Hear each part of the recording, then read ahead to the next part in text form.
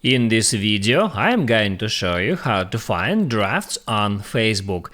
That is quite simple and easy to do, so let's begin. And first, open up Facebook app and then just start creating new post.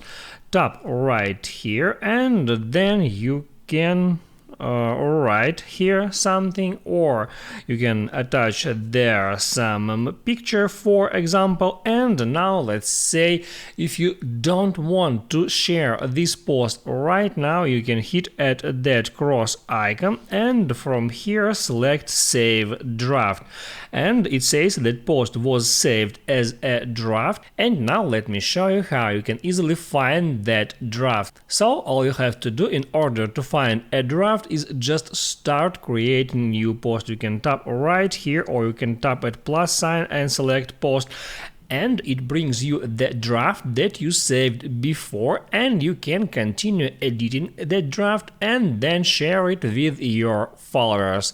Facebook keeps just one draft at a time, so your latest draft you can easily find just by starting creating a new post.